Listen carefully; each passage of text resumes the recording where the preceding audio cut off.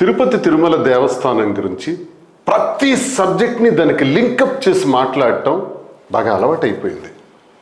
ప్రత్యేకంగా కొన్ని media channels చాలా దుర్మార్గంగా ఒక పరమ పవిత్రమైనటువంటి దేవస్థానం గురించి ఇలా చర్చించడం కూడా ప్రజలకు నచ్చట్లా. ఈ విషయం చాలామంది బాధపడుతున్నారు.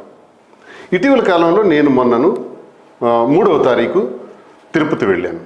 3వ తారీఖు సాయంత్రం దిగువ తిరుపతిలోనే మరాసా ఇంటర్నేషనల్ హోటల్ మరాసా సరోవర్లో ఓ రాత్రి ఉండి 2వ రోజు సాయంత్రం 4వ తారీఖు సాయంత్రం తిరుమల వెళ్ళాను.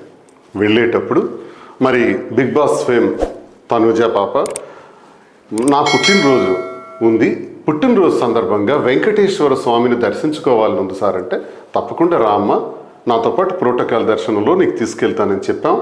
తీసుకెళ్ళాం. మరి ప్రోటోకాల్ దర్శనానికి ముందు ఆ పాప పుట్టినరోజు కాబట్టి సాధారణంగా ఏ భక్తుడైనా ఈ జీవితం ఇచ్చింది ఎవరు? వెంకటేశ్వర స్వామి.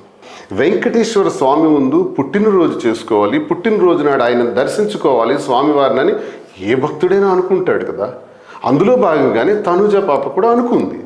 మరి తను రావటం దర్శనం చేసుకోవటానికి ముందు పాపం తను వచ్చారు, పుట్టినరోజు ఉందని మాకు తెలీదు.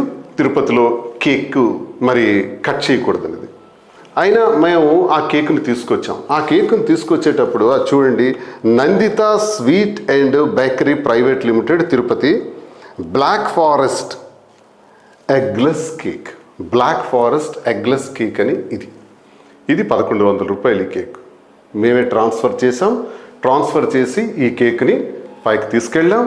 మరి మేము ఉన్నటువంటి విభవ అనేటటువంటి బ్లాక్లో ఆ రూమ్, మేము ఏదైతే రూమ్లో ఉన్నామో, మరి తనుజాకి ఈ విషయం తెలియదు.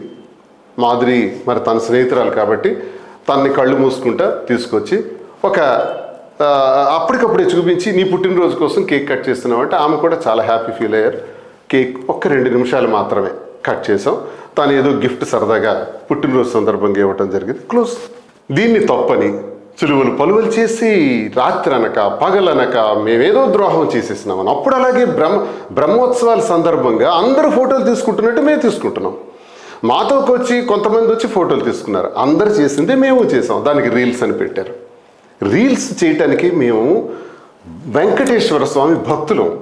నా మొదటి తలనీలాలు మొదటి ఏడాది నుంచే ఇచ్చామని మా అమ్మ చెప్పింది. ఈ రోజు వరకు కొన్ని వందల సార్లు వెంకటేశ్వర స్వామిని దర్శించుకున్నాను నా జీవితంలో. వెంకటేశ్వర స్వామి దగ్గరికి మేము దర్శనానికి వెళితే కారు ఎక్కిన దగ్గర నుంచి మళ్ళీ రిటర్న్ వచ్చే వరకు చాలా జాగ్రత్తగా ఉంటాం, చాలా బాధ్యతలు తీసుకుంటాం.